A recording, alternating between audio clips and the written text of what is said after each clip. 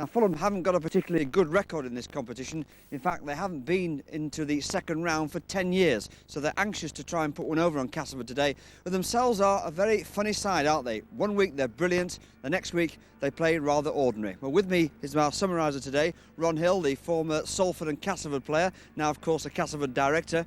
What chance have Castleford got down here? They should win easily, shouldn't they?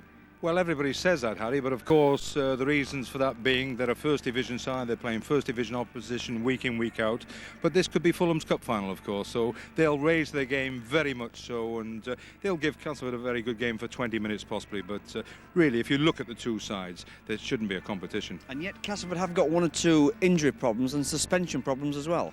Lee Crooks, who's been the cornerstone of the pack this season, been playing incredibly well, back to full fitness until last week when he had a little knock on the shoulder, but I think it's a precautionary measure that he's out this afternoon. But also Kevin Beardmore's come back into the side alongside of Lee Crooks, and they formed a good partnership along with Dean Sampson that front row. So both those two are out, but Sampson moved to number 8. Graham Southernwood, the under-21 international, comes in at hooker. Great prodigy, this lad, and he can go the whole way if he just knuckles down and does the job right. A good footballer, and of course Keith England at 10, so you've got a great front row there. And Paul Fletcher, we signed from Hull early in the season for £20,000. How anxious he is to try and get himself on the score sheet immediately. So too is Grant Anderson as he goes forward. So we're just trying to change the level of attack.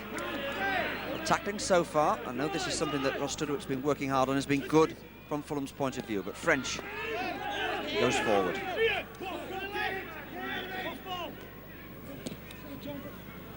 Oh, lovely skills by the old man.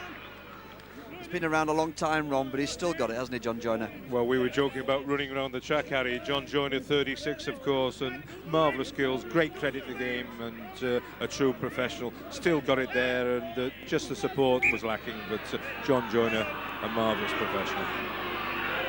And it's gone down not to the liking of the referee at the moment. Probably have a word with the front rows, I should think. As the ball goes in. Now, French scurries through. Very nearly gets all the way through as well. Danger signals this for Fulham in the opening minutes of this game. Joyner. And an interception. Nearly anyway. Fulham. Greg Munphy. Just relieving the pressure. No chance, of course, to gallop clear because the cover was there. Good player, though, as Dave Rotherham goes forward, and Fulham showing that they're at least prepared to bring the ball around if they possibly can. And a penalty to Fulham, not releasing, I suspect, after the tackle.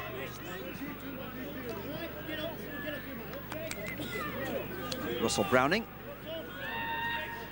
decides to pass the ball to Tim Dwyer.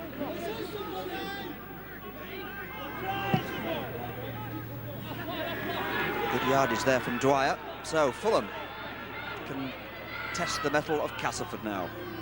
Dave Rotherham. Just waiting for that is Craig Grouf, another Aussie who's well thought of here. Neil Keating there going forward. Grouf again. 5 minutes gone, still no points. But Fulham just about for the first time on the Castleford 25. Ian Mellors. Rotherham again. Grouf. Thought that might have been a bit high, that tackle on Cruikshank, but he turned it well. The 6th tackle coming up. Colin Corcoran seems to be calling for the ball, but in fact the up and under is from Craig Grouf, and all over the place that. Bouncing, it come back though to Fulham. Might wipe the slate clean as well on that. In fact, he's allowed the turnover.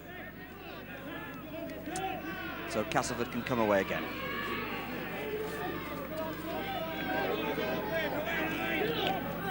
Fulham haven't progressed in this competition into the second round, actually, since 1980. Obviously some disappointment for them because they really are a side who desperately need some kind of success down here. Sampson.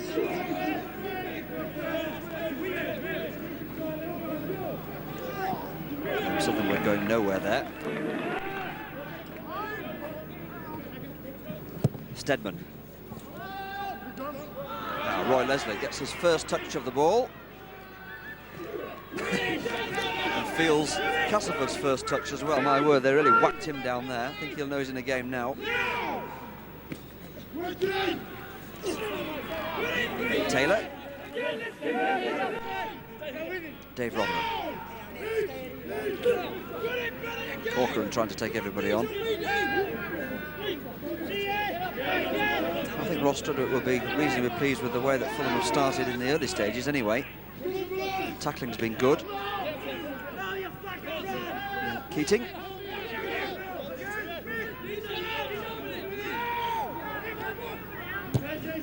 Grauf with the kick. St Ellis has to scurry back. He likes to have a run himself, of course.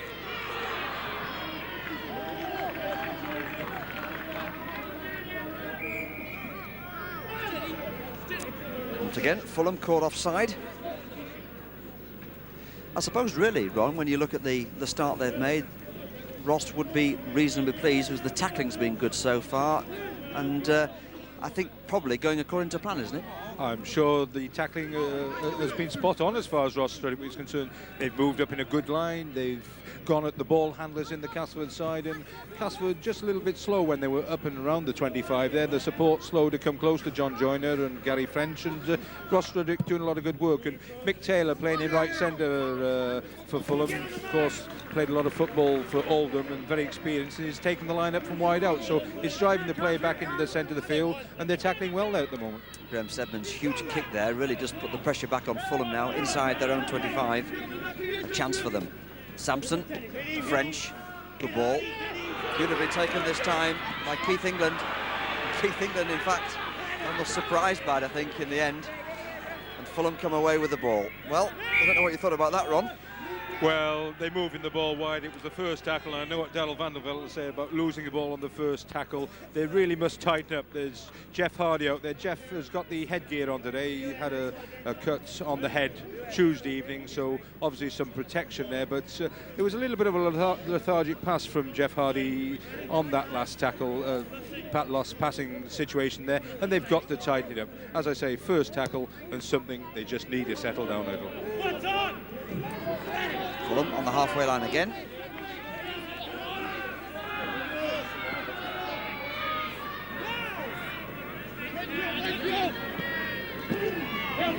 Keating going forward.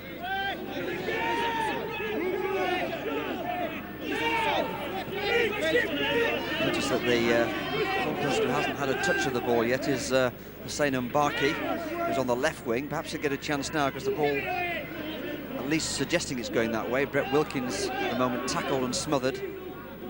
Rotherham acting half. Now, will he get hold of the ball? Dwyer again joining the line. The referee is very quick to get in on that, isn't he? Yes, they played the deep man there, Harry, which means passing the ball behind the player running on. The referee, Mr. Connolly, stated there that the player taking the dummy run had taken the defenders out, so quite correct if that's the case, that he's taken the defenders out. If you take the dummy run and you don't take a defender out, it doesn't matter, but good if he's keen and consistent. That's what we want. 10 minutes gone, no points still on the board. Sampson trying to rectify that.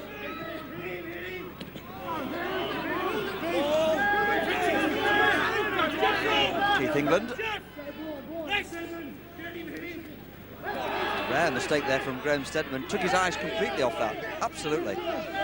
Yes, he tried to change direction there. Too late, Harry. Tom Joyner won't. Again, another mistake inside the 25, but there's a great opening now. The cover tackling has to come in very, very strong indeed. Martin Kettridge, the man who just saw half a chance there. For a moment it looked as if Fulham were struggling. Joyner, long ball, interception coming up though, nicely taken by Mick Taylor, and he's still going, is Taylor. And that's the second time, actually, the interception's taken place. And that's just the experience I was on about from Mick Taylor there. John will have to watch that. Maybe he's not done his homework on the team, and he won't realise that Mick Taylor played a long time with Oldham on the wing, and a very experienced player, and he came in and saved the day there, didn't he? Fortunately, didn't have the legs. Otherwise, I think they might have been in a bit of bother there. Full credit, though, to Fulham so far. Russell Browning, another highly rated Australian. The Gold Coast.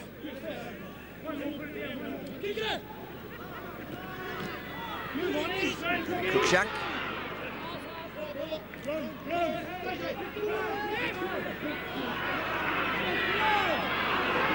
Promising play this by Fulham. 6 tackle coming up. Brauf again with that kick. Plunges underneath it. Thank you very much, he says. And off he goes.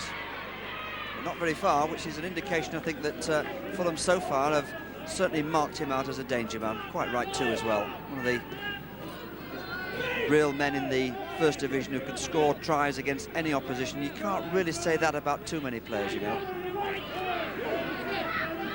Southernwood is acting half, just urging his side on. French. The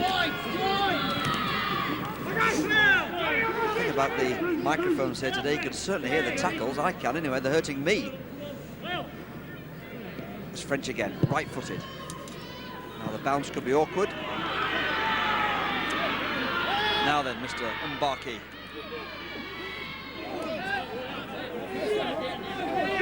Been a great favourite with the Fulham fans over the years, hasn't he, Harry? Marvellous. I can remember, funnily enough, Ron, when I first started to watch Fulham back in, what was it, 80 now?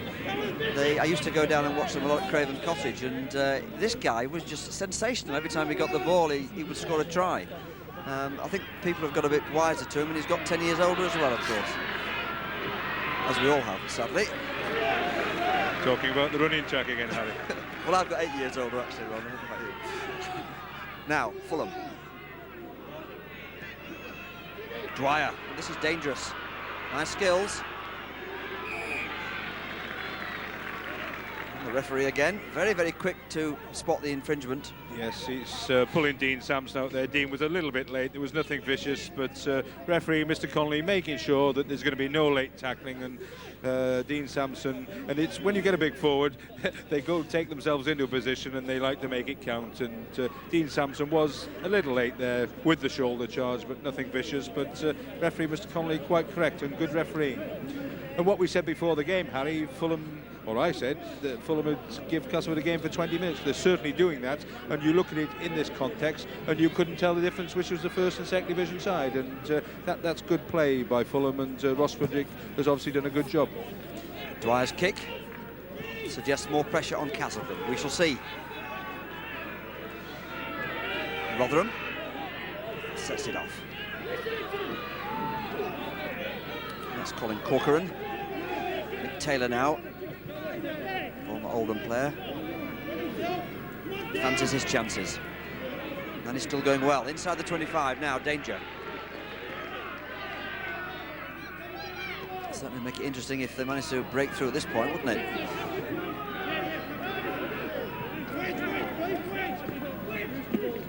Very near. Oh, tremendous effort coming up, and Brett Wilkins, in fact, should have scored really. The pass went out.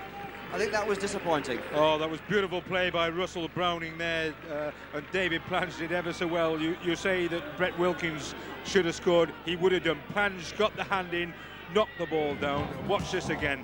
Good play. The ball comes out there. There we have Russell Browning. Watch him go around the man. That's good classical play. Brett Wilkins comes on. Maybe should have gone on the inside, but look at Plange's hand there. He just knocks it down, and then Roy Leslie can't quite get there before it goes dead.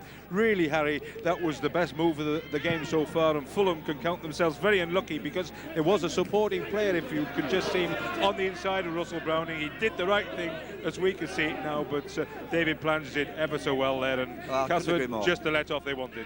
Couldn't agree more, because Plange, I know, normally scores try. He definitely saved one there. Good play. But good play by Fulham. Let's give them credit, because that was tremendous action, and it's beginning to boil up a bit now, isn't it? Rather static. Momentum lost a little bit there, but Rotherham will start it again. Mellors. Well, we've seen where the danger is. Russell Browning, we've pointed him out. Grauf also is looking a very, very awkward customer. I think Gary French is going to have his hands full today. Here he is again with that up and under. A bit too deep, that. Easily taken by St. John Ellis. And good play. Castleford just getting a little bit of a shock at the moment. Fulham giving more than they're getting, I think.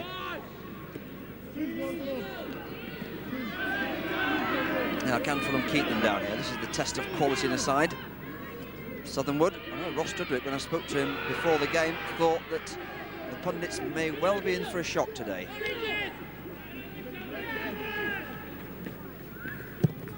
Now then, French.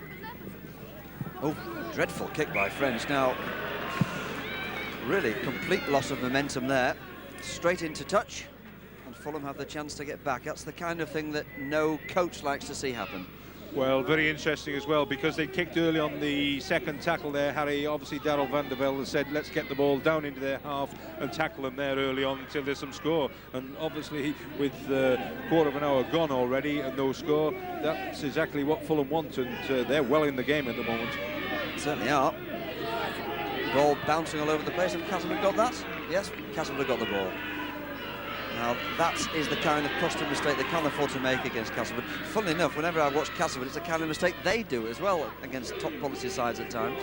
I shouldn't be saying that too often, Harry, otherwise they won't want you to come and watch them. I always watch this guy, John Joyner, though. Great player. Yes, Hardy supported him there. They've really set up a good partnership, those two. Hardy, a good footballer also. Lovely skills. Stedman.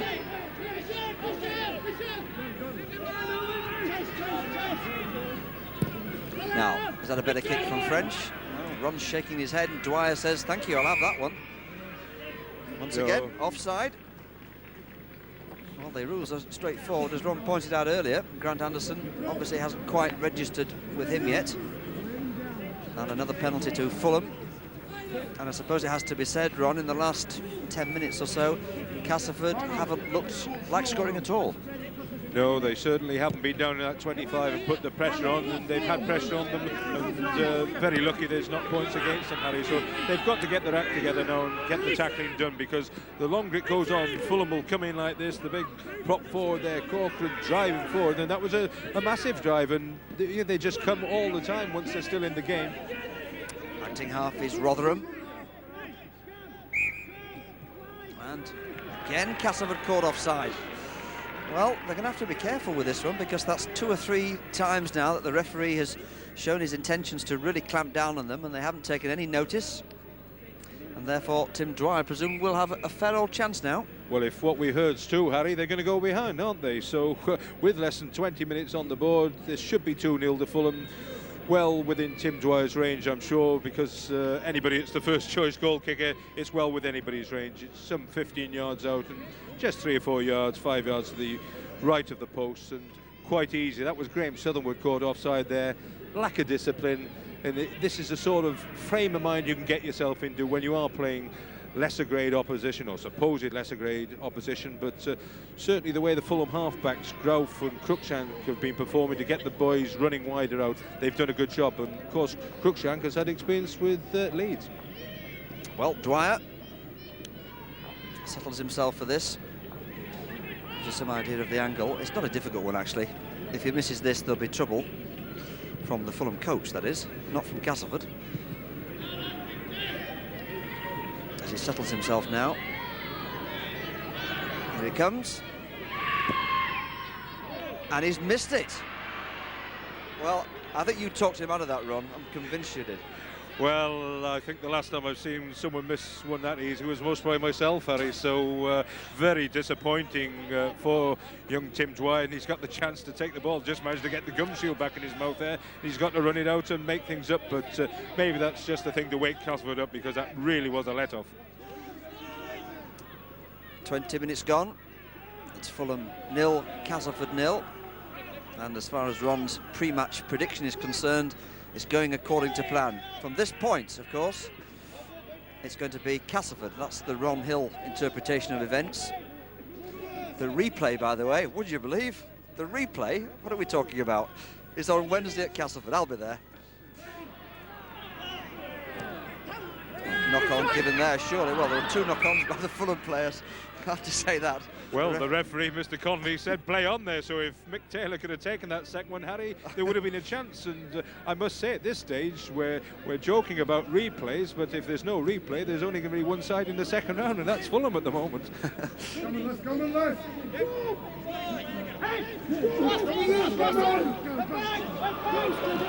Stedman. Grant Anderson tackled very, very quickly there. Even Graham Steadman's not really buzzing at the moment, and when he's well and truly shackled, it's difficult really for Castleford to get themselves going. Southernwood. I like it. Enjoying the tackles, I must confess. They're both sides are really getting stuck in that respect. Now, Steadman is charged down. There's an opportunity now for Fulham's Neil Keating. And in fact, there could be a try. The ball gone just fraction too far there, as Greg Manthe was desperately unlucky, perhaps. Well, that was typical of what's happening to Castleford at the moment. Graham Steadman took far too long. In normal situations, he would have sidestepped him because the player came up on very quickly, and that really was terrible. Let's just watch this again. Graham Steadman really was lucky there. The charge down from the prop forward and the hooker, Rotherham and Keating. The kick came on from Greg Manthe, but the ball just going dead. Whether Graham Steadman or St John Ellis would have got there first, I don't know, but good play by Fulham, and they're very unfortunate not to be in front at the moment, Harry. I don't think anybody would dispute that at all, actually. They certainly have played the better rugby in the opening 20-odd minutes. Now, will this sting Graham Steadman into action? It certainly seems to be a bit more aggressive there in that sidestep. Let's see what he does now. Fulham caught offside. Just straying forward. The referee, to be fair, has been quick to penalise both sides. And John Joyner just gives the ball to Graham Steadman, and this is what, 40 yards or so. Good thing to do, or would you prefer him to go for touch and put more pressure on Fulham? Oh no, I would have definitely gone for the 2 points here, Harry. It's very important to get in front and show themselves, even if it is just the 2 points, and this is well within Graham Steadman's range. It is a cup tie, and I think I'm glad we're on this side of the field. You know, if we're on the far side listening to Daryl Vanderbilt, I'm sure there's a lot of verbals going down on that pitch, because Castleford have been dreadful so far, and Graham Steadman looking to retrieve the situation, which nearly cost them a try just now. And left-footed kicker. Here he comes. Hit it sweetly enough, but I think that's gone to the left of the post. Well, there seems to be a disease in this game at the moment. Two straightforward goals, which certainly Steadman would normally have kicked that, and Dwyer, I suspect, would have kicked the other one at the other end. Well, yes, Dwyer's got 25 goals to his credit this season, and if you can kick 25, you can kick the one he missed there, Harry. And really, the game's got to settle down now. Castleford have got to spread the ball far wider and move it about, because Fulham's tackling is tremendous in the middle of the field there. Maybe one or two worried expressions on the Castleford team at the moment, because they're realising it's not by any means the way that they thought it was going to be. French, not kicked very well so far, and he's done the same again. Straight out, straight back. Well, he's not judging them well at all, is he? Whether the width's not quite as wide as normally, but saying that, he'd be kicking them within a foot or two anyway. He's got to get his act together, because they're kicking on the second and third tackle to get down and put pressure on Fulham, and he's putting them out. That's the third one now, and it's just not good enough. Fulham, though, are good enough. At least they're good enough to remain on level terms. 15 minutes left in the first half. It's 0-0, but it's Fulham's so far, psychologically and territorially, I have to say.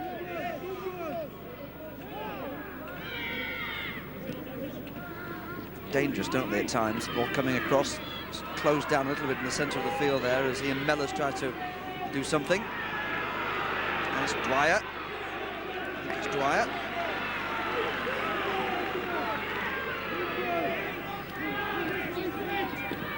A good break this time for Brett Wilkins, who very nearly got that try about 7 or 8 minutes ago. Castleford come away with it. Quite interesting, Brett Wilkins. When we were talking to Ross Strudwick before the game, he couldn't remember his surname because he's a new lad, Harry, and he'll remember it after this game if he carries on for 80 minutes, as he has done the first 25. He's been very, very impressive. Yes, it was a slightly amusing incident, that going through the team with Ross Strudwick. But there's no doubting that he's got them motivated for this one. Is the bounce good? Well, in one sense it is, but the ball was knocked forward eventually there by Ian Braga.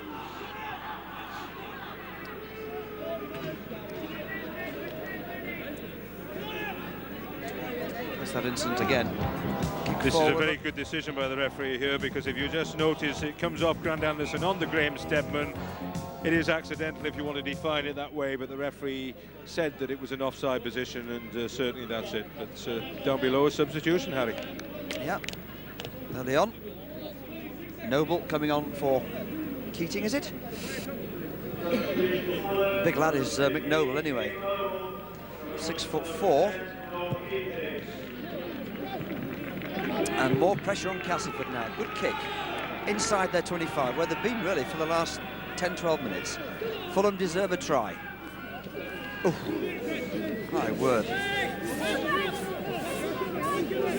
Mick Taylor. Gains another 5 yards. Dave Rotherham acting half-back. Now, this is the works routine. Cruikshank managed to avoid the tackles probably just as well as he did, because I think that would have sent him a long way back.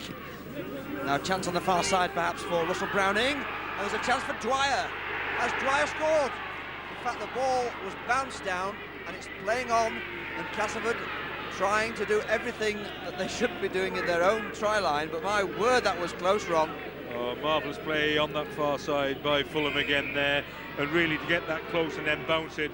I think it was just young Dwyer trying to find it over the line when he knew he was just short. It was just that extra inch. And here's the action again.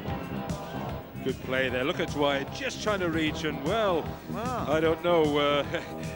A little bit of a dodgy decision there, possibly, Harry. I think if it had been the other way, the Castleford supporters might have been shouting try. But let's be fair to Mr. Connolly, he's been right on the spot, and once again he was there. And maybe it wasn't a double movement, maybe he just did lose the ball. But from our angle on the camera there, it certainly looked fairly good. Well, I must confess I agree with you there, Ron. However, look in the book, as they say, or on the scoreboard, and it's 0-0, and Castleford in trouble again. Giving Plange real difficulty there. Did well to scurry back, and Taylor and Leslie were on him like two whippets there. Now Castleford again in trouble. Just can't get their game together at all. Question is, can Fulham keep up the momentum? 6 tackle coming up.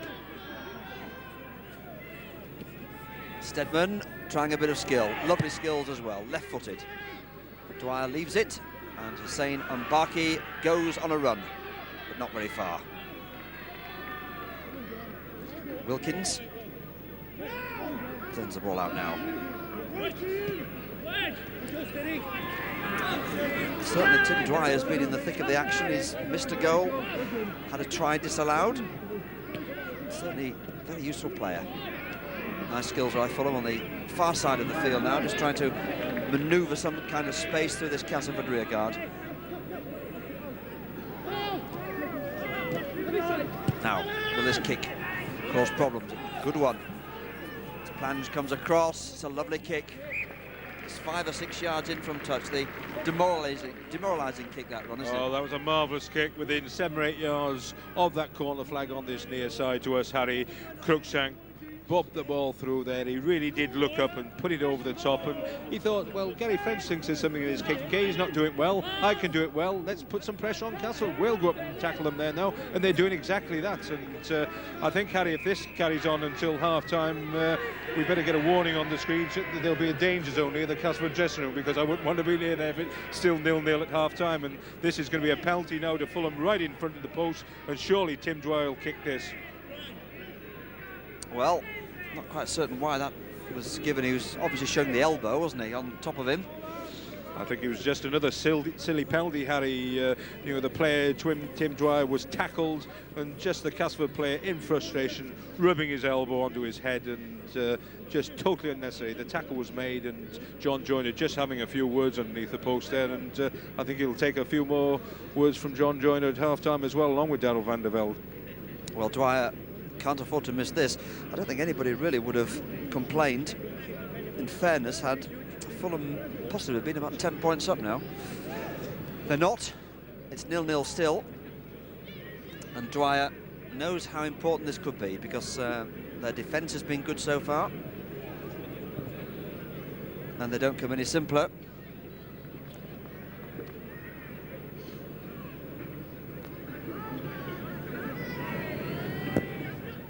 And this time he's successful. and Fulham take, well, I won't say a shock lead, because in some senses it's very much a deserved lead, but it's certainly one against the form book. Well, very much so, and I suppose the only way you can say it was a shock lead was before the game, Harry, because for these 30 minutes, I would suggest that it's been all Fulham, apart from just 1 minute down in that 25 when Castleford were there. But really, you've just made the point, if they were 10-0 in front, no one would be against that, because they've certainly had those chances. And still they want to run. Now, can Castleford get their act together? Barkey.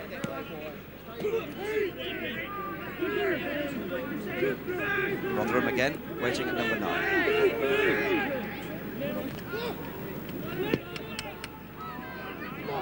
Well, the ball eventually goes out to Brett Wilkins.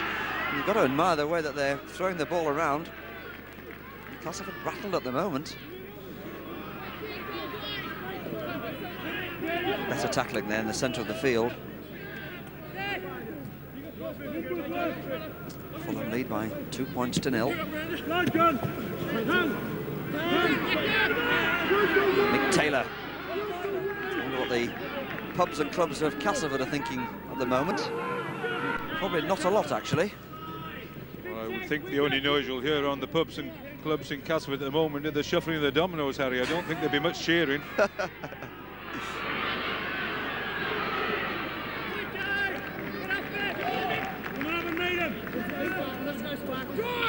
Yes, that's our next sportscast, is dominoes, I think.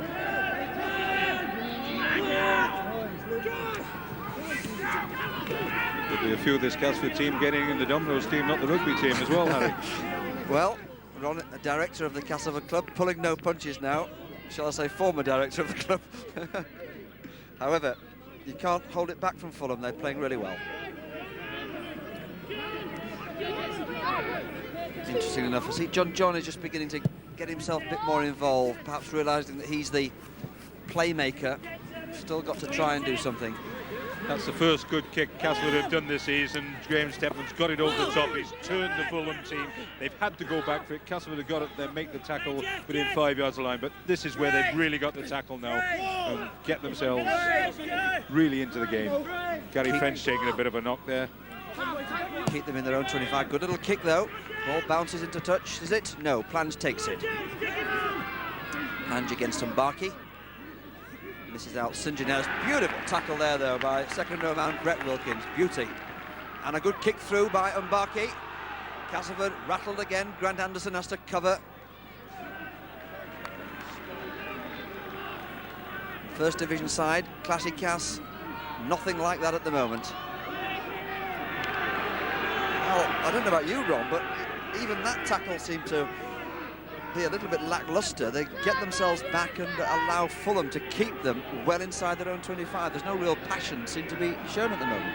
Well, if any neutrals from London area have come and watched this game today, Harry, they would think, well, what's the difference between first and second division? Because certainly Fulham have looked far way ahead to Castleford. They really are the better side by a long way. 5 minutes left. It's Fulham 2, Castleford 0. It should be a lot more. But I'm certainly not going to write off Castleford. I wouldn't do that. They always have been one of the most attractive sides. They can just turn it on. Perhaps this is the moment. Here we go. Foot into touch.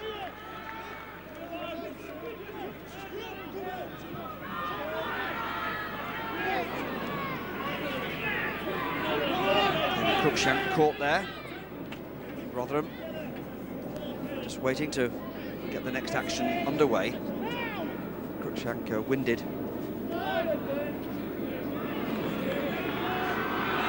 Now Dwyer suggested he was going to pass for a moment, decided against it in the end, probably wisely because the cover was there. The ball again comes across.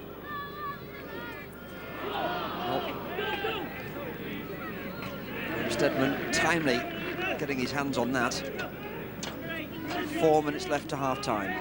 Still Fulham lead. Stedman just can't get going at the moment.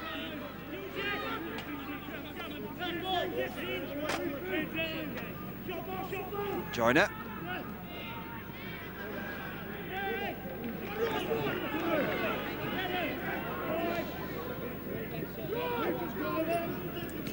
Regal Trophy, of course, occupying our attention now for the next few weeks. Can forget the Stones Bidder Championship for a little while. It's amazing how quickly this competition really has managed to re-establish itself name-wise, because I know that it's had a few names during its very long association, but this one now, one that every rugby league club wants to win, especially with that first prize to the winners, £30,000. Now, can Castleford end the half with something? Again, not a very good kick, was it? Casual kick. Dwyer picks it up, goes on a run. Brilliant run by Dwyer. Great play by the fullback, that wasn't Harry, and the support was there from Browning, and Fulham running the ball out of defence and looking dangerous here again. That's the right winger on the far side there, Roy Leslie, and really Castleford have got to get their act together. Roy Leslie certainly getting himself involved there. Nice little kick. The bounce could be important. Plange covers across well. Plange suddenly finds himself surrounded, again almost inevitably, by Mick Taylor. French. Sampson. St. John Ellis. Still in their own 25. It's a long time since I've seen Castleford pen back as much as this. But they've got Stedman. Taylor's got him.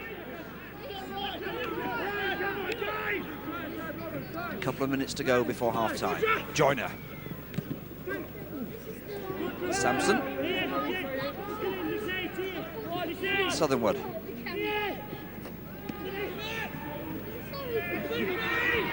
Where on earth are you going, Castleford? They don't know, and a lovely little break from Brett Wilkins again. Well, if Fulham scored now, it's going to make that second half even more interesting, isn't it? And Dwyer wants to. Good first half he's had.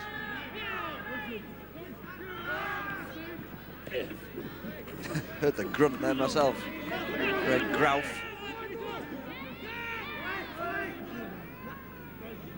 Rotherham. Trying to get the crook shank, not a very good ball. It's bouncing all over the place, and there's a chance now for Castleford. Ian Bragger gets the ball inside the pass, not a very good one. Bragger didn't quite have the pace.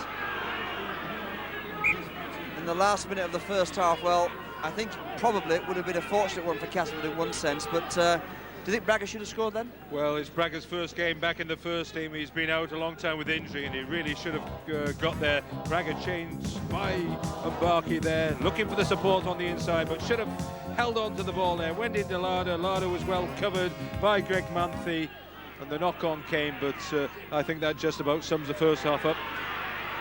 I think in some senses there, you're probably right about hanging on to the ball, because Bragger, in fact, wasn't felled by Mbarki. He could have gone on a bit further, might well have beaten him for pace. But can they score just before half-time? The sixth tackle. In fact, it's been wiped clean as a slate, so they've got 6 more. This is danger now for Fulham. Stedman to French. Joyner. They're all there now, aren't they? Does Castleford try and do something?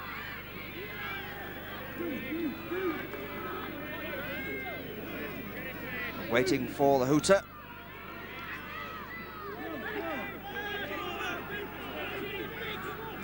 Can Castleford? Joyner, the danger now, but again the final pass lets them down, and St. John Ellis has to scurry back. Manages to avoid Mick Taylor's challenge and goes forward on one of his runs. A great run this time by St. John Ellis, and he has to be felled well inside the 25. The hooter goes, and perhaps timely one for Fulham, because that, at least towards the end, must have given Castleford fans some hope. Well, they certainly need something, don't they? Because until those last 2 or 3 minutes, they haven't been in the game. And that scoreline there of Fulham 2, Castleford 0 at half-time really doesn't represent the effort Fulham have put in this first half. They've been way ahead of Castleford in every facet of the game. And, well, St. John Ellis is going off there limping. He had an injury Tuesday, and he's looked the one danger man those last few minutes. But Fulham, haven't they played well, Harry? Well, they have indeed. So half-time here at Crystal Palace. Fulham 2, Castleford 0. You're watching British Aerospace Sportscast. Well, there you have it. A shock so far, anyway. 40 minutes to go, of course. But Fulham, at the moment, I think, deserve that 2-point lead. To be honest, I think they deserve to be probably 10 points up, Ron Hill.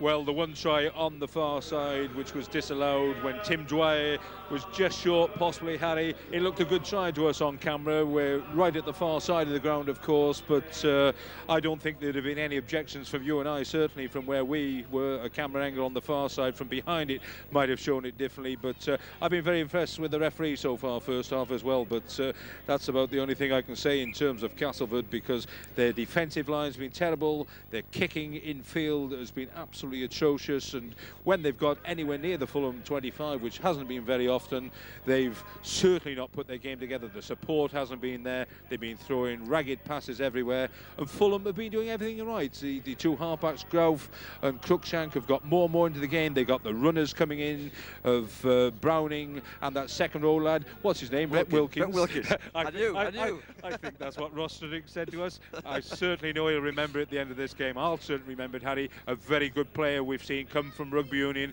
and Tim Dwyer, the way he's come into the line, he looks a good player. A little bit of nerves when he missed that first kick, but when he got the second one, that's 2-0. We've laughed and joked about a replay, Harry, but there'll be no replays unless Castleford get their act together second half. Well, no doubt about it, a good performance then by Castleford. Now, I'll tell you what, let's have a historic event, shall we? A victory for Nottingham. Last week's highlights. And broken field running now. Oh, nice ball! Oh, lovely try. What a super try for Tommy. Ideal. Well, yes, this all come from the big kick up front. They dropped the ball, we got the ball back, our advantage play, took it up to the blind side. Tommy Sutton following up, backing up, it's great style, and there it goes, under the sticks. 4 points. The coach will be pleased with that one. But Nottingham keep it going. They've got men to spare. Coming on the bomb. Good running. This is really good stuff from Nottingham City. Hard to believe this is a side without a win this season. Is he over? Yes, that's the second try. There's the backing up again, Tommy Sutton. A good strong driving in to bring us under the sticks. Yeah, Bramley forwards trying to hold on to him there. Held up, is he? Then it's a quick play the ball.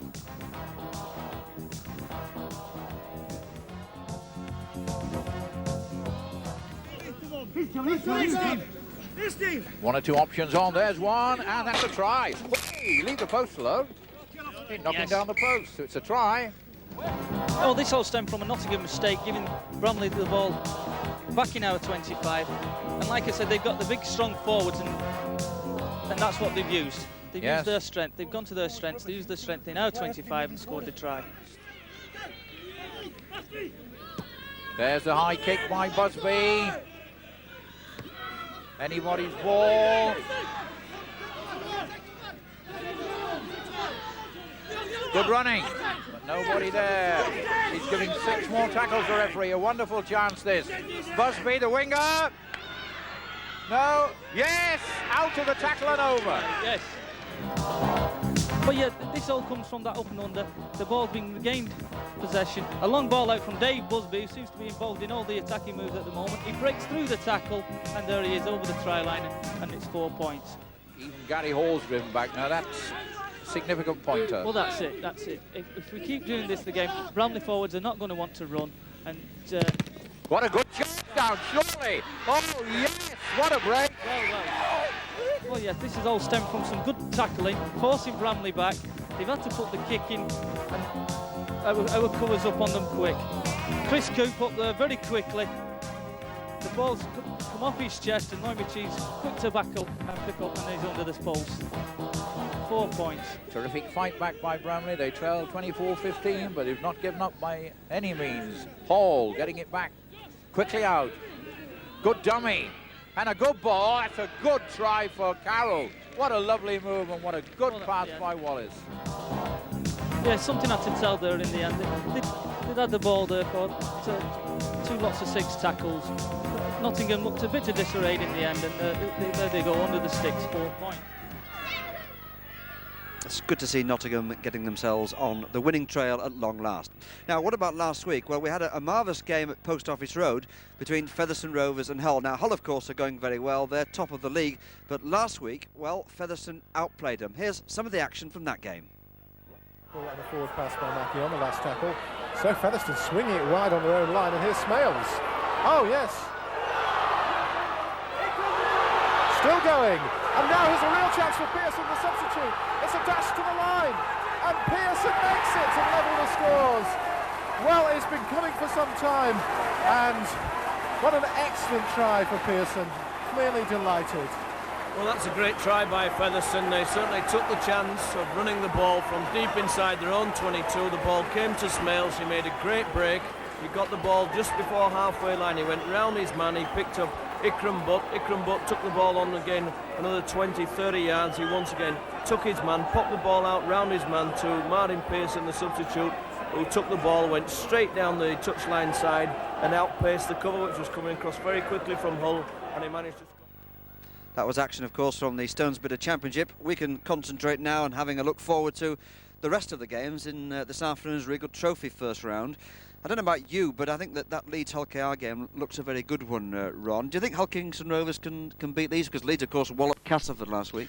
Well, Hull Kingston Rovers had a good win against Bradford, Harry, who were second in the league as well, and certainly that was a good result for them, and they're playing very well. They've come back into the First Division this season and have adapted themselves well. I think young Tony Sullivan's got 15 tries in the First Division this season, and that's good by anybody's standards. So if you've got that sort of pace and you create the chances for a match winner like that, that's good. But I think it was interesting to see a lot of these trophies games in the first round. We saw them there. We had the Widnes Hull game yesterday, and apart from the Leeds Hull KR one, a lot of people said there weren't many good games. We've already seen here this afternoon what the cup football can do. Fulham are leading Castleford by 2-0, so cup football is a different thing from the week in, week out Leeds situation. Well, our cameras are also at the game between Swinton and St Helens. Now, that's a fair old game, actually, because that is by no means straightforward.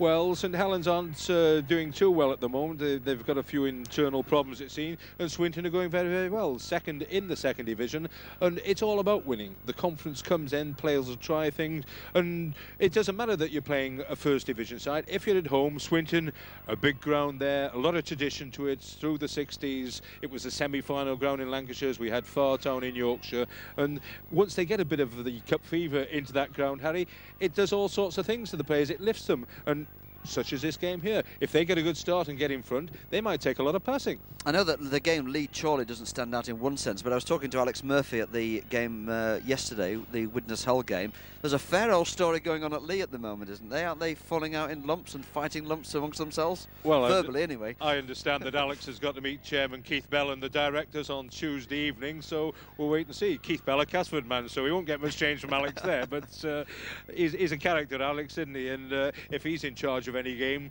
there's going to be some incident there which is going to involve people wanting to go to that game. He's one of the all-time great characters in the game, as you and I know. Let's talk about what's going on now in the Castleford dressing room. What would you say Darryl van der Velde is saying at the moment? I think you'll have to say that, Harry. I want the opportunity to do this sort of thing again, and I know Darryl van der Velde very, very well, and what he's saying in there will be totally correct. He will have analysed it from the stand on the far side.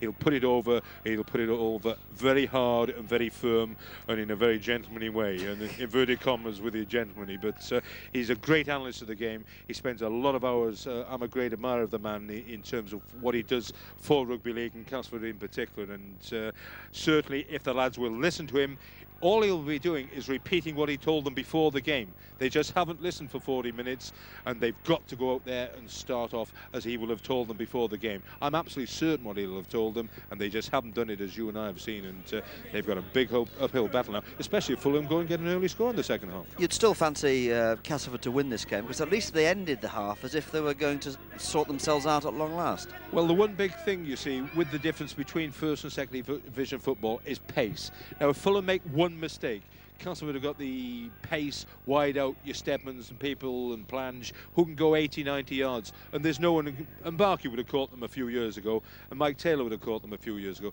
but they won't have that first division pace to turn around and catch Stedman if they make a mistake. But they haven't made them so far. They've still got to make that mistake, but if they keep the tackling up as they have done, they possibly will make a mistake, and Castleford will capitalise then. But if they put some more points on the board, one mistake won't matter. We've had a look at one or two of the players in the Fulham side. We've been impressed, haven't we, with this lad Tim Dwyer, number 1, and also I think Russell Browning. Well, Russell Browning and the second row forward, Brett Wilkins, they've worked very closely together.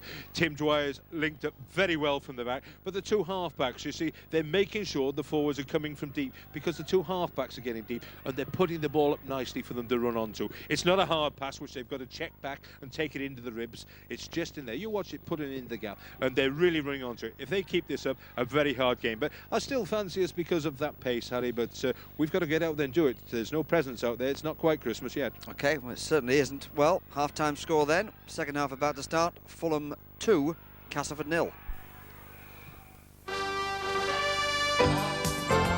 You're watching British Aerospace Sportscast.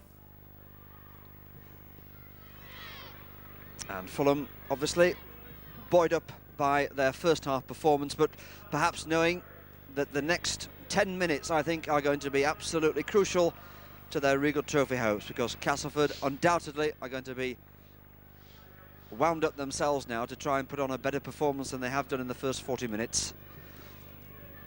Making their way on. And number 4, just got a quick shot there of something that I don't think we'd like to feature on Sportscast. However, we are concentrating on the Rugby League for the next 40 minutes. And Tim Dwyer will start again. Can they do it?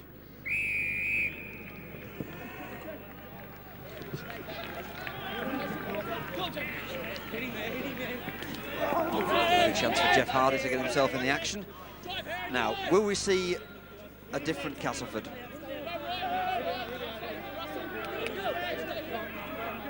French, no, missed out. Keith England. Now, change of tactics perhaps, the kick. This is a better one, because that's not been a very good feature of Castleford's first half performance. And once again, not allowing him to go the yardage. It's amazing how the number of occasions, Ron, that seems to happen, that the players don't allow them to, well, interpret the rules, really. Well, it was very interesting, that wasn't it? Because I thought Castleford were disciplined. They'd kept their line. There were 4 or 5 players up there, and they thought that was 10 yards. But, of course, the 10 yards is an imaginary 10 yards. It's not like the 10-yard mark from the halfway line. So it's a judgment there. And I thought the Castleford players were disciplined in that, but the referee thought it wasn't quite 10. So a very difficult situation to monitor. In fact, Castleford got the ball straight back because the kick went straight to them. And they have the chance to build now with Graham Southernwood. Gary French, long ball. Well, every time they get the ball, they're getting themselves closed down in the centre.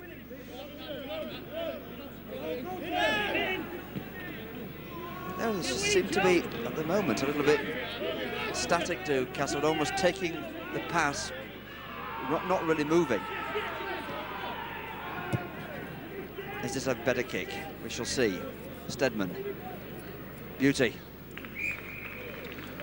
I think it's a good job it did go in there on the first bounce, Harry, because they come within the 10 yards again, and if the defensive player plays the ball straight away, you haven't got a chance to get back out from that 10-yard encroachment, and it's a penalty against you. So it is a very difficult one, but one where when you've got a referee doing the job correctly, as Mr. Connolly is, and if the player plays the ball quickly, and you can see the opposing side within the 10 yards, it's a good ploy, but not too many referees give it, unfortunately.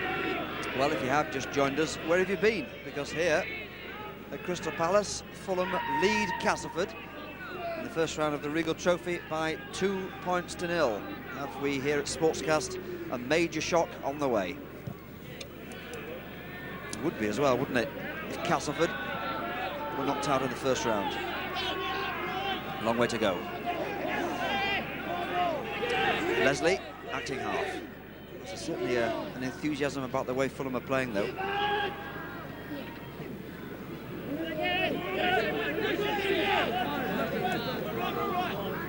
Tim Dwyer. Oh, great run this time for Brett Wilkins. Ian Mellors is acting half-back. Now Fulham on the charge again. This time it's Russell Browning. inside the 25. Danger moments for Castleford. The crowd beginning to get behind the Fulham side. Cruikshank just tries to get Dwyer. Well tackled on the 25. Taylor. Oh, lovely bit of skills this time by Craig Grouf. Last tackle coming up. And they'll have to give the ball to Castleford. Some relief for Castleford. Defence held firm on that occasion. Jeff Hardy. Steve Larder.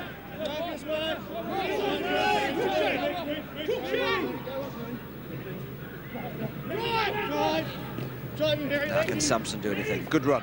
Better. Lovely release. Now that's more like it as England goes forward. And there's a bit more like the Castleford we know.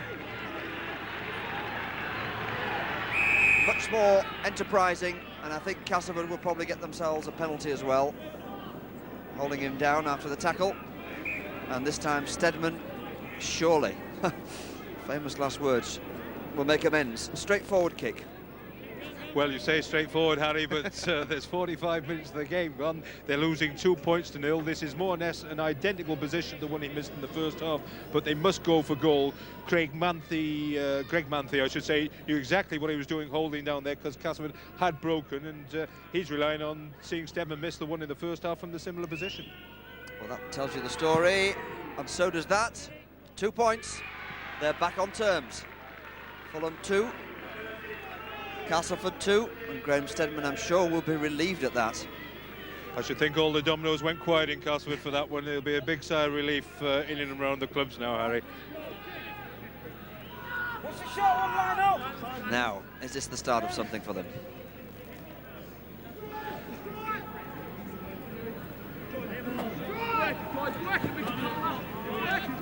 Dwyer restarts. Jeff Hardy. Wood. Hardy again.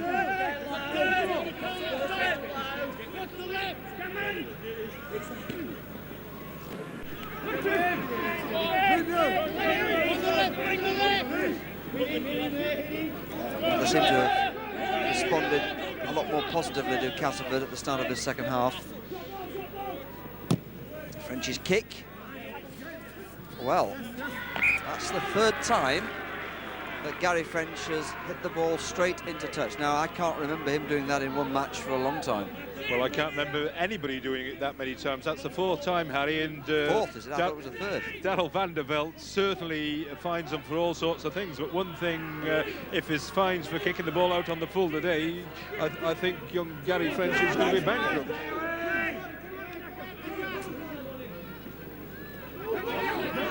Corcoran. Fulham are still buzzing. Browning. Acting half-back this time is Dave Rotherham. Ian Mellors waiting. In fact, the ball goes the other side this time. And perhaps a chance for Brett Wilkins to go forward. Ball is released, and here he is again.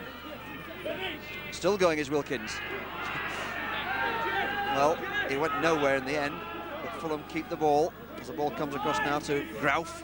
And this is a chance now for number 15, Mick Noble, big lad, to go forward. Grouf again, acting half-back. The kick. Oh, that's an interesting one, isn't it? This could be danger. Underneath that beautifully is St John Ellis.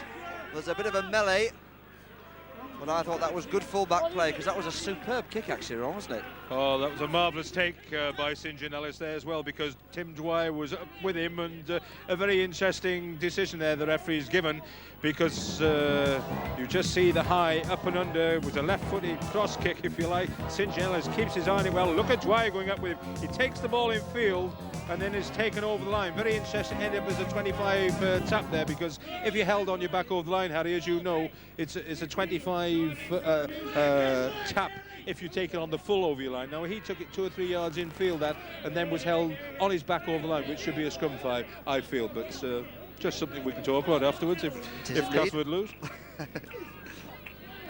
But I think we'll all agree that was good play by St John Ellis, and there's a chance now, and this must be an opportunity for Stedman to score, and Castleford have broken their duck as far as the tries are concerned, as we expected they would. One touch of class, one touch of quality, and it has to come from one man, Graham Steadman. Well, it's just the sort of thing I was on about, Harry. We just break the line. Larder was in there, puts the ball inside. It's so easy. Look at Gary French. Here he goes. Takes the ball up the centre, coming forward, looking for the support. Steve Larder comes in now. I think you'll find Jeff Hardy's the next man on his inside. There's Jeff, and the supporting man with the pace on the outside, Graham Steadman. There's no one going to catch him. And Barker would have caught him 5 or 6 years ago coming across like that. Still knows what to do. The legs can't get there. Graham Steadman's can, right underneath the post. And Graham Steadman will add the 2 points now. You can take my word for that, and quite honestly, I'll stick my neck out, and I would say that could be the end of Fulham's afternoon. Oh. Well, we're not going to argue with the 2 points. And I think you're probably right in one sense, because it's probably taken a little bit longer to break the spirit of Fulham than the 20 minutes we thought it would at the start. But Fulham, not out of it yet, I don't think. Not just yet. I think the next try, if Castleford got another one, now that certainly would knock the stuffing out of them. But Castleford have got the lead now, 8 points to 2. Perhaps we're going to see a little bit of that classy Cass that thrills rugby league fans wherever they play when they really are on song. At the moment, ball bouncing rather precariously. And what's going to happen is tackle inside his try line. Brilliant. But Castleford were guilty there of some slack play.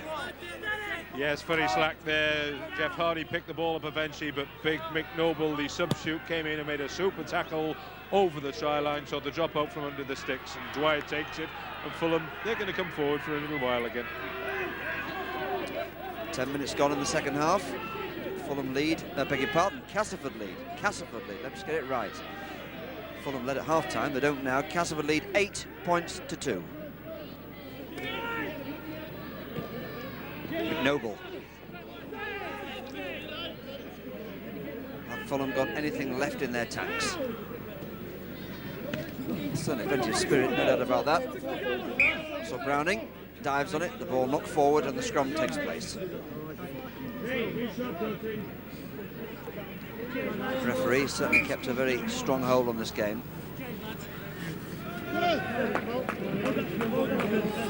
Substitution.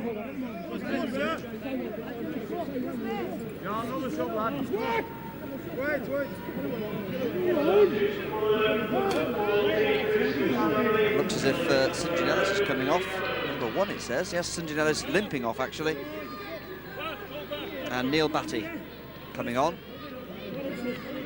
See there, limping. Took that wonderful catch underneath the post not so long ago. I wonder if he sustained the injury there. Well, he took a knock on Tuesday evening against Leeds, Harry, and he was doubtful for the game, so maybe after taking that catch, he's taken a little bit of a knock again, and they're not going to take any further chance with him now they've gone in front. 8 points to 2 their lead. And of course, Steve Larder, who is a full-back, can move straight from that position on the wing to full-back. Now, danger for Fulham. Castleford will want to show them a thing or two now. Sampson goes forward. Southernwood is acting half. French is to his left. Ball, in fact, goes to Keith England. French now just waiting, hanging back. Sampson's waiting. The ball goes to French. Lovely jinking run by French.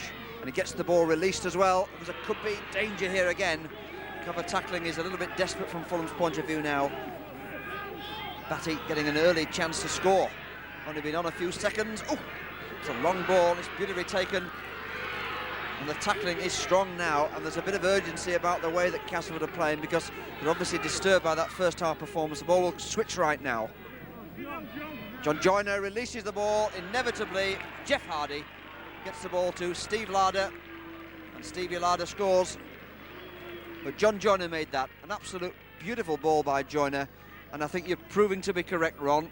this is going to be the floodgates opening. Yes, I was a little 30 minutes too late, perhaps, with my prediction, but John Joyner just opening up here, taken well by Steve Larder in support. A little bit of a hint of a forward pass there, but maybe just the camera angle. I thought it out on the field, but Steve Larder was supporting John Joyner well, and it was obviously a planned move between the two players because John would have thrown the ball wide here. Fulham really were stretched on this right-hand side. Joyner had read the right side of the field, but I think it's right now. The floodgates could possibly open. And Stedman, with this kick, gets another 2 points, and I think seals it, really, from Castleford's point of view. 14 points to 2. Still plenty of time, though, for Fulham to try and get themselves back in this game. John Joyner, though, set up that. Interesting, you just heard the voice there down on this near side of Steve Larder shouting, quick play the ball, lads, and they know now that Fulham are tying a little bit, Harry. If they play the ball quickly, well, there's 2 or 3 Fulham players down in the tackle, they'll move the ball wide, and Steve Larder in the thick of things, they will really stretch them.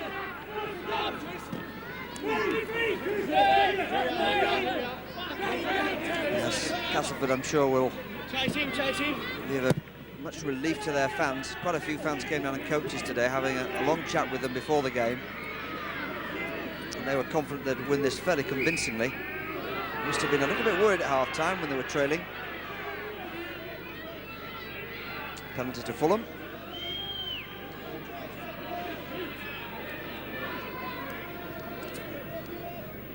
And Tim Dwyer will put this into touch if he can. Yes, interesting you say if he can there, Harry, because early in the second half when Castleford committed the sin up on the far side there and Tim Dwyer didn't find touch, that really did give Castleford some momentum when Fulham should have been down in the Castleford 25, and those are sort of mistakes which you can't afford to make against First Division opposition. Fulham must surely realise that if they want to stay in this game, they've got to score very soon now. Rotherham.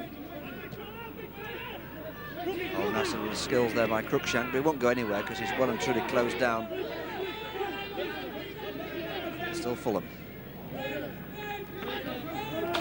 Cruikshank. So he only had his spell, of course, with Leeds. Rotherham. 15 minutes gone in the second half, and a well taken. Dwyer took it and lost it at the same time.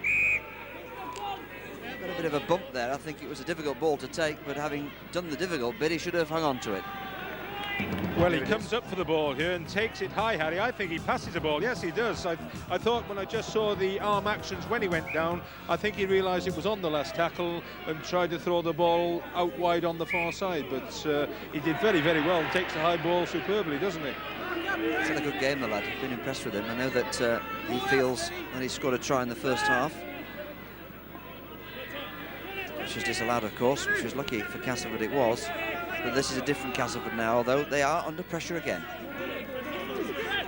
Stanley. Now, something happened. Cruikshank releases the ball to Wilkins. In fact, they're still going, but it won't be a try for Rotherham, despite the fact he bowls his way over. Scrum down will take place.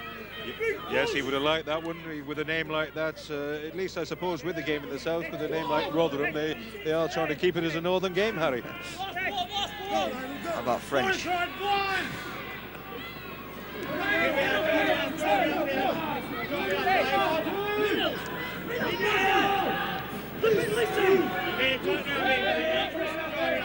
Wood.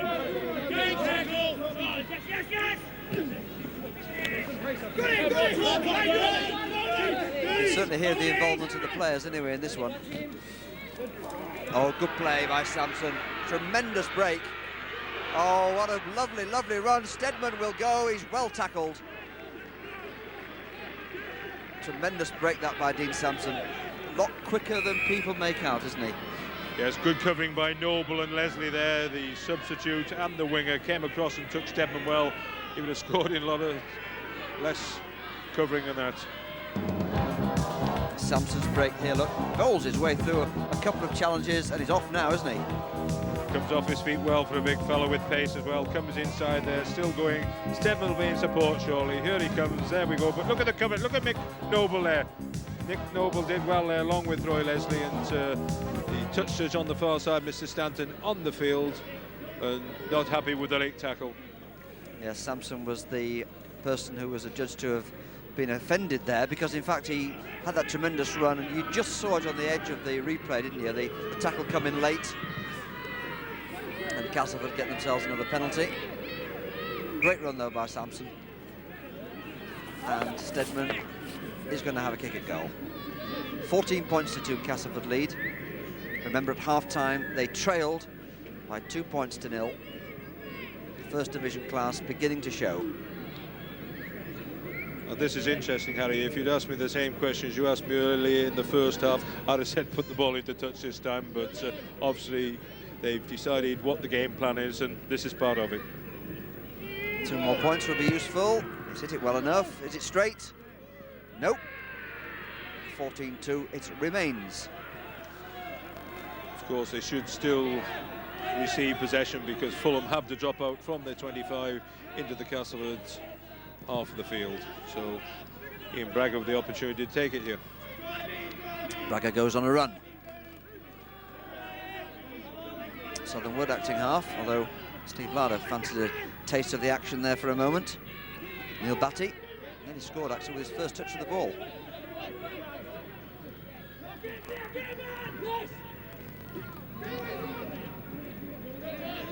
Yes, Neil Batty doing well to be back in the game, Harry. The cartilage operation he had about a month ago, they're soon back into the game these days, aren't they?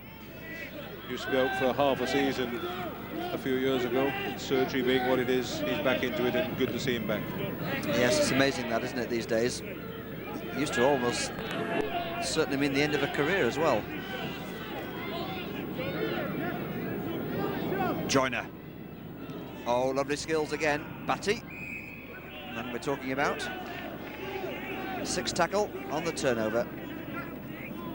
So Fulham get the ball again. 20 minutes left. Castleford in charge now. 14 points to 2 they lead. Full credit though to Fulham, they've played well, they really have.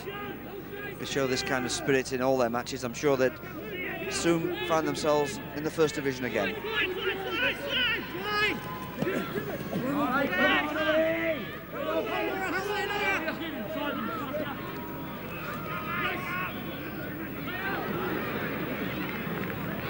Well, he took it well, did Cruikshank, and then very nearly lost the ball, but still with the ball. Fulham. The kick is a good one. Another substitution. John Joyner going off, and Neil Roebuck coming on. Well, Joyner must feel that he's done the business yet again for Castleford. Remarkable career he's had, of course, throughout the years. Great servant. Stedman.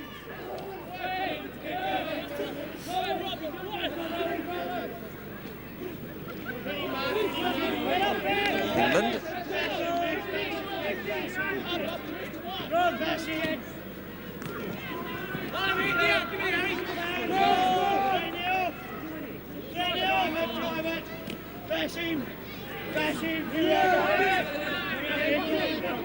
Southernwood acting halfback. Now, bit of space perhaps created. Braga. Batty is bunched into touch there. Right on the halfway line. Talking, weren't we, wrong to Neil before the match about his eye injury. He's got a couple of stitches over the top of his eye, but not created by an opponent, by one of his own players, I'm told. Yes, they were playing against Featherstone A team on Friday evening, Harry, and I think he got into a bit of a tussle with one of the Featherstone players, and one of his colleagues decided to help him out, but unfortunately didn't help him out in the right manner. So beautiful shiner with a couple of stitches to go along with it, and that was his first game back after his cardiac operation, and certainly not a way to come back with that stitches. And well, it's a beauty, I think. It's just what you really class as a shiner. It certainly is. Doesn't worry him though, does it? Now then, Stedman, lovely little jinking run. Oops, a bit too clever there. Bumps into his own player, Grant Anderson. Fulham still moving up very well in the line, aren't they, Harry, and tackling 2 and 3 into the tackle. They've not let their heads go down, and a great credit to Ross Strudwick this side. Now then, Stedman. Good run by Batty. Still going, is the lad. Well, he wants to still go.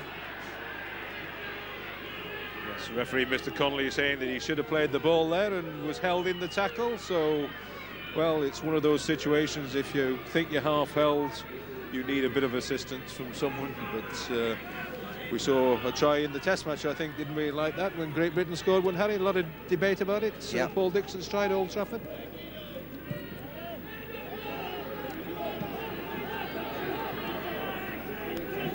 On the 25. Well, it has to be said, Fulham need some real inspiration now to crack this Castleford side. 2 tries, 3 goals to Castleford, 14 points to 1 goal from Fulham, although I have to say that's probably a little bit unfair on their first half performance, but it's over 80 minutes. That is what counts. Scrummed out.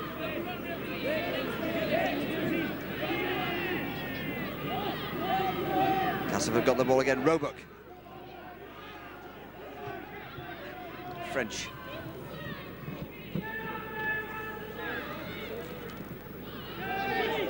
Steve Larder scored that last try. England. Now Castleford looking dangerous. To Kettridge. Close up now of the action as Castleford try and do something a bit special. French long ball. Oh, it was a lovely ball. Nothing wrong with the pass.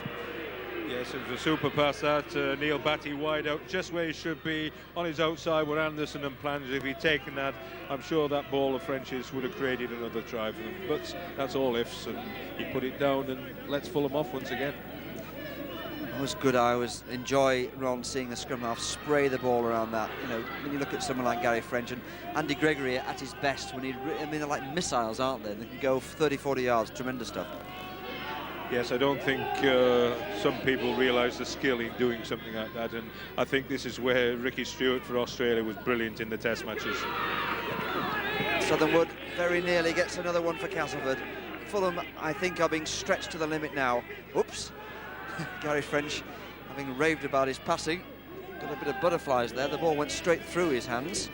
Picked it up quickly, though. Stedman. Roebuck. Well, David Plange is after a bit of a record here because he's scored in his last, I think I'm right in saying, his last 6 games for Castleford. Not on the score sheet yet. Stedman's up and under will cause problems at the back. If it's a good bounce, it's taken by Mbaki. In fact, the ball bounced off him in the end. Fulham's Greg Manthe took it, but the infringement was given. Tim Dwyer takes on the whole of Castleford himself.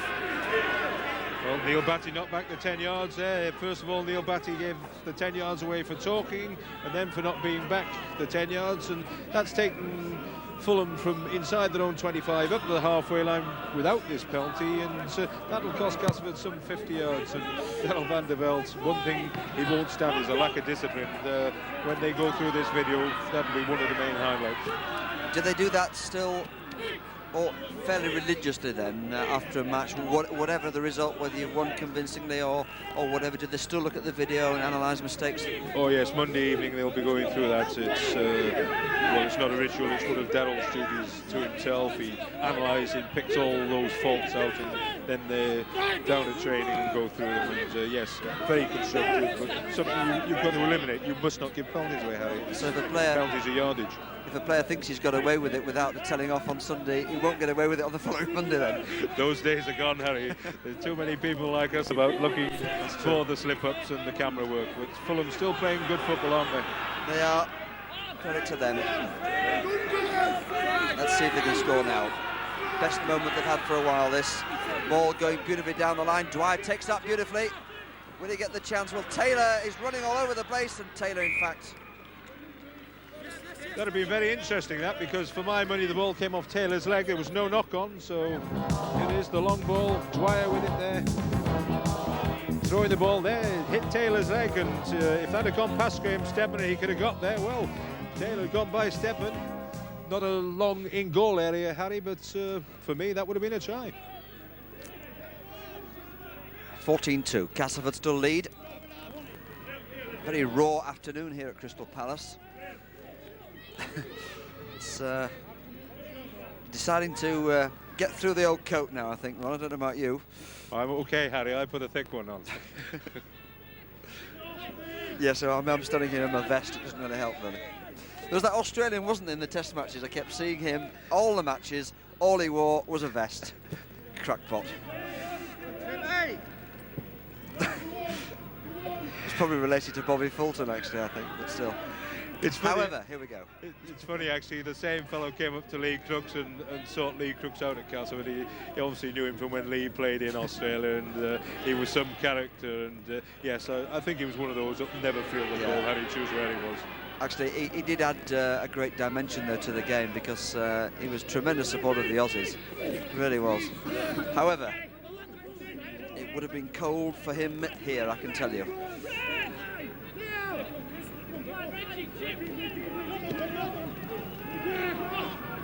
Well, good credit here. Look at this lovely little break now by Craig Grouf. Fulham not giving in. They really have played well. It's not been a bad old game, actually. I've enjoyed it from the spectators' point of view. Certainly have thought that Fulham's performance has certainly given them a great deal of optimism for the rest of the season. They're just on the fringes of the second division promotion race, and another up and under, maybe tackled late there. Grouf is flattened. Ball could cause problems there. It's bouncing all over the place. I think Fulham have probably got it. And Mbarki scores! Hussein Mbarki scores. He's a bit of a legend down here, but the up and under was a beauty. Grouf created it, and I have to say, Ron, that really is what Fulham deserve. Here's the kick. Let's watch it again. It's a really good one. He almost gets tackled after the ball there, look, as well. Referee says play on. Now let's see what happens now. Steve Larder comes for it, doesn't take the ball cleanly. 2 or 3 players in there. I think that was Steve Larder trying to retrieve the situation. The ball going over the line, and Mbarki, well, he touched the ball down quite cleanly. Nice bit of footballing skills, actually. Good try. And there he is. He's put them back in the game. Tim Dwyer. Just settling himself now for a very important one, because this will make it, if it goes over, 14-8. Just geeing themselves up for the last effort, possibly. Castleford grouping together, obviously, and saying, let's not let it slip now. I think you're trying to wish that replay, Harry. Well, I don't have to wish to go down to Weldon Road. It's always good fun for me.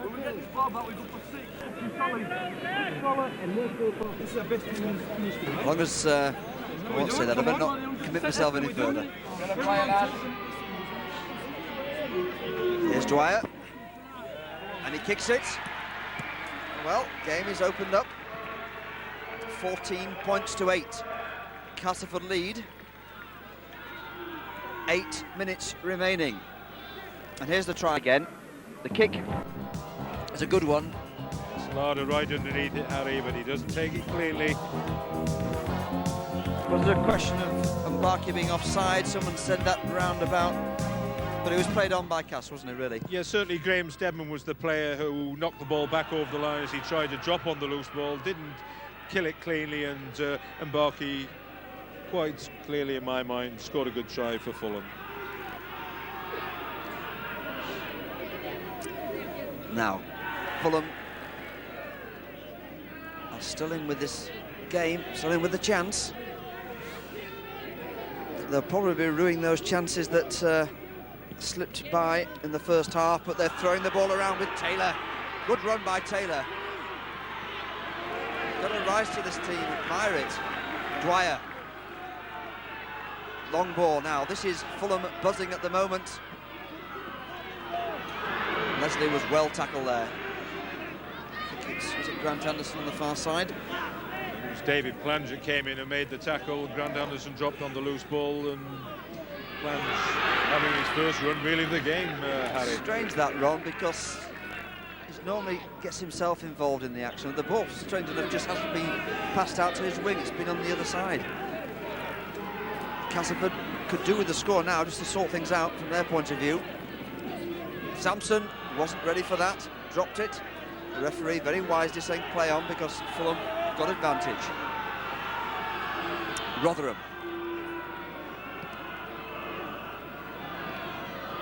Dwyer again, look, every time there's a chance to get in that line, he's in very, very smartish. Rotherham. Leslie comes up at acting half-back. Dwyer just hanging back this time. Have Fulham got anything left? Well, certainly at the moment they're trying very, very hard. Taylor will go on forever. And the crowd beginning to enjoy this. From Fulham's point of view, lovely skills. A chance now on the far side, and he dropped the ball when I think there may well have been a try on. I think Roy Leslie will be kicking himself there on. A few others kicking him as well, I would think, Harry. That was a great chance because he had support on the outside. Beautiful ball there from Graf again. Cruikshank putting a ball onto the outside, throws it there. Back inside to Keating. Keating going there, puts the ball to Leslie. Look at that. Oh, didn't he snatch at that? Well, David Plange would have had to take him, Harry. Steve Lauder was coming across, but he'd had a lot to do because what I've seen of this young lad, Leslie, he can trot on a bit, and, well, Castleford certainly aren't doing the job as they should have done after getting 42 in front, are they? But great credit to Fulham. They really have played the game well and are starting to throw the ball out wide now and stretching Castleford as well. Yeah, well, another effort from Graham Steadman. Steadman really electing to have a go at this one. This is, what, 50 yards, isn't it? Well, it's a good 50 yards with the angle, isn't it, Harry? It's sort of 10 yards in from that far touchline side, and I think they'll be just happy if the ball goes dead and take him a bit of time. Well, he's hit it well, he's hit it sweetly, but it's gone to the left. We're disappointed with Graham with that because he certainly hit it well. We have just under 5 minutes. Fulham 8, Castleford 14. Well, they'll be expecting to get possession again from this one, Harry, and two of them going for Hillbone, but taking it well, and I suppose they'll want the 6 tackles now to take up a couple more minutes. Roebuck was tackled. Larder is acting half.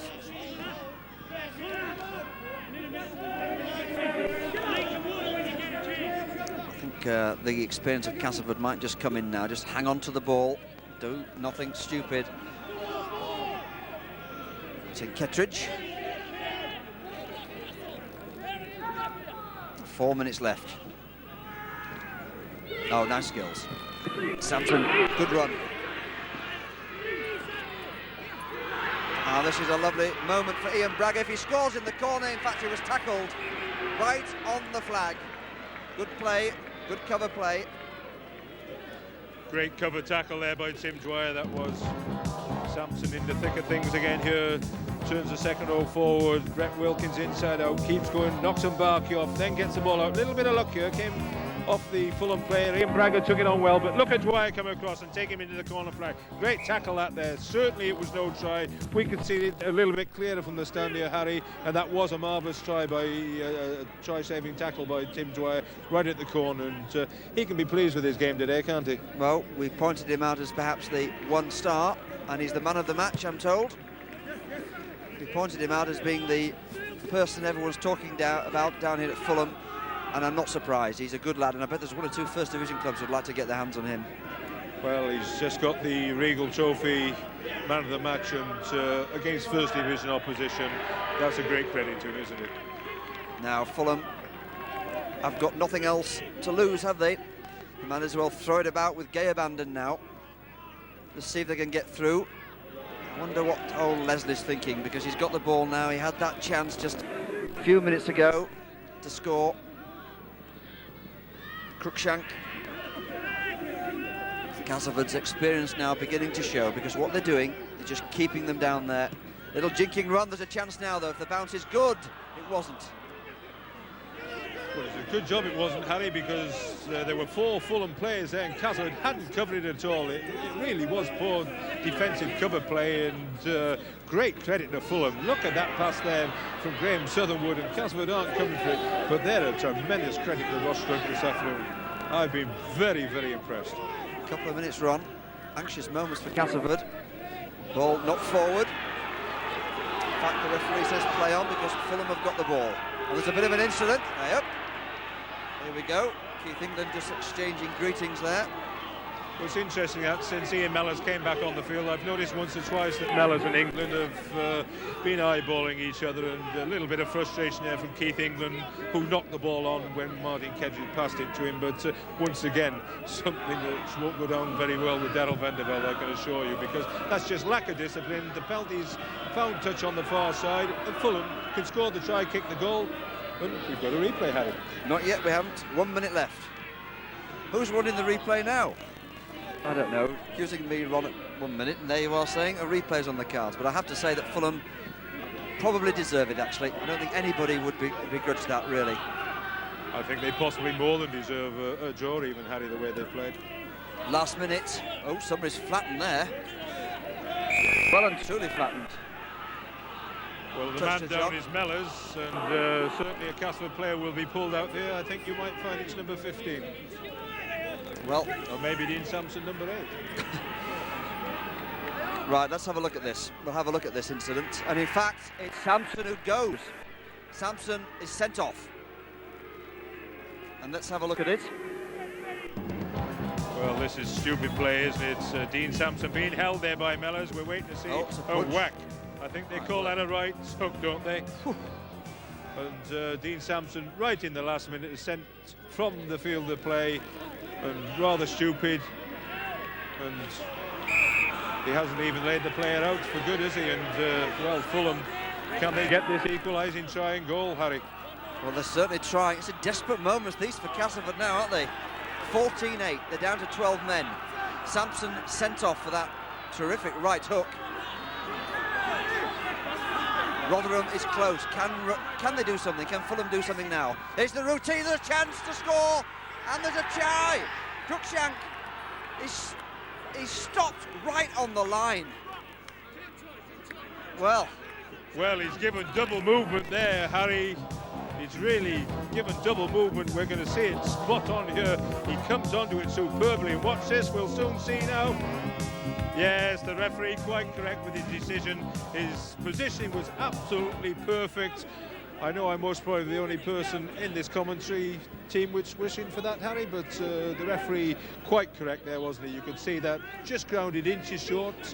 The ball's only going to be on the line, so he'll be very, very disappointed with that. Well, that's 2 tries disallowed. That's certainly the camera angle there. I don't think you could argue with. We'll try and get a bit closer for you in the next match. We're waiting now for the hooter. 14 points to 8. Castleford lead. It looks as if they're going to go into the second round, but my word, what a fight they've had today. Just calming it down to 12 men. Hooter, a matter of seconds away. 6 tackle. Up and under, no. Charge down. And offside. Scrum down given. Well, you say that with a smile there, Harry. Obviously, I know what decision you thought it would have been. Definitely offside there. And referee, Mr. Connolly, most probably thought, well, Castleford get the head of the ball. We know the time's up. And, well, will Castleford get the ball? Not the way it's gone there. It looks as though Graff's got back around and got the ball, but the hooter has gone. And the referee signals the end of the game. And what a marvellous effort by Fulham. Oh, you've got to hand it to them. Castleford, in the end, winning by 14 points to 8. But I'll tell you, Fulham have given everything, and I'm sure that Ross Studwick will be absolutely delighted with the way things have gone from their point of view. They deserved a draw at the very least, I thought, to be fair. Castleford in the second half were on considerably better, though. Well, only for a short spell, I felt, Harry, for maybe 10 minutes, quarter of an hour into the second half when they got their 14 points. They went back to sleep, must have thought they've got it won again, and I can assure you that'll get a bigger roasting from Darrell van der Velde and the game against Leeds on Tuesday night, will, because the commitment just hasn't been there.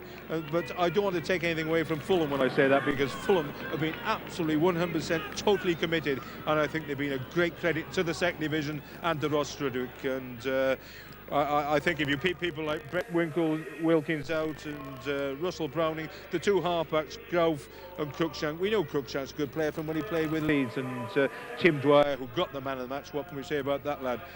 He really has played well, and I think if that try had just been given there and they'd kicked the goal, you'd have got your replay, Harry. John Joyner will be joining us in just a moment or so for his view of the game. On this performance, obviously, you can't really say that Castleford are going to go that much further, but they're that kind of team, aren't they? They will put on a bad performance, and yet in a week or so's time they'll turn it on, and we'll see classic Cast, because there's no finer side in the game when they throw the ball about. But they could draw Widnes in the next round, Harry, and you can see an entirely different game. I think that's one thing about rugby league. It is just the one game. The next week, providing you've got the ability in the team, it's another matter. And Fulham, as I said before the game, this is their cup final, really. To get a draw like Castleford, superb on their own ground. They know Castleford will play football, apart from that last incident, Dean Sampson. I don't know what happened there. I've never ever seen Dean Sampson throw a punch in his life before. He certainly threw that one, and he'll pay dearly. That'll be a costly thing from the club and from rugby league for that, most probably. And you just can't do these things. But Fulham, they've been a great credit, and the way they played football, when they went 42 behind, they most probably played better than what they did before, because they were just tackling and containing before then. But when they showed their attacking qualities, they were very, very good, weren't they? I said Darrell van der Velde will really roast Dean Sampson for that lack of indiscipline. Yes, without a doubt, and quite rightly so. It was just totally unnecessary. It wasn't going to achieve anything apart from taking down to 12 men for Castleford for those last couple of minutes. And let's face it, you saw the situation there with only 12 men. It could have been that we had the situation where they could have scored the try, kicked the goal, and we've got a replay. OK, well, in fact, at this point, I can bring in John Joyner in just a moment or so, the Castleford captain, who of course had a good game for himself this afternoon and the club. Let me just ask you, John, first question really, do you think Fulham perhaps deserved a draw? No, Harry. I think they played very well. It was a bit queer for our lads. It's a narrow field. I think we thought we could play from sideline to sideline instead of going forward first with the first couple of rucks. Man, there were one or two anxious moments, especially at the end there when the referee was right on the spot. I bet you're glad he was. Definitely, yes. I think it gives double movement. I think we have tackled well in patches. We've only played well for 10 minutes of the game, I think, when we scored the two tries. But apart from that, Fulham have played very well. Now, why couldn't you get your game together in the first half? Because I've said this to you many times before, you're brilliant one week and you just can't string a few passes together the next. Now, why did you find it so difficult in the first 40 minutes? I think it's all down to the players themselves. Darrell told us how to play the game. We didn't do as he told us when we come out. Like I say earlier, we were trying to play a stack defence to Fulham. We were trying to get on the other side of the stack before taking the ball forward. You just can't do that. We were trying to play from sideline to sideline instead of going forward. Now, Tim Dwyer, this number one, had a good game. I don't know how you'd rated him playing against him, but he's certainly got himself involved in all the action, the Fulham fullback. He's played very well, yeah. I think he had a spell with Manly, but in Australia. Big lad, comes onto a ball well. Good player, yeah. I think the number 6 played well also for Fulham. What was said at half-time by Darrell van der Velde? Can you give us a pre-seed version of it? He just repeated what he said at the beginning of the game. And what he's been saying at training, that Fulham would come out at us, they tried to unsettle us, which they did. They did a very good job on us, but if we just stuck to what he told us to do, we'd win the game. And we did it for a 10 or 15 minute spell in the game. So, do you think that Castleford can now go on all the way in this competition? Because I know that you were in the semi-final last year. It's not a competition that you've had much success with in the last 10 years or so, though. First question, I think we can go all the way. It's been an hard victory at Fulham today. You know, we can only play better. We've played bad and lost. I know it's against the second division side. But we can improve. We know the areas we've got to improve on. Discipline, especially after this game. I think we can go all the way. We've got a good squad of players if we play and do as Dell tells us. Well, John, thank you very much indeed for joining us, especially so quickly after the game, and also our summariser, Ron Hill. Can I mark your card about our next broadcast on Monday and Tuesday? Well, these are the game, in fact. On Monday night, well, the game between Swinton and St Helens. That looks as though it's going to be a tremendous game. Tomorrow night at 8 o'clock. And then on Tuesday, well, that could be a good one as well. Oldham against Salford. So there's a couple of things to look forward to there for your Rugby League week throughout the course of our coverage here on Sportscast. Well, next week we're going to have another Regal Trophy game for you. In the second round, it will be live. Hope you've enjoyed our coverage today from all of us here at Crystal Palace, the home of Fulham. Good afternoon.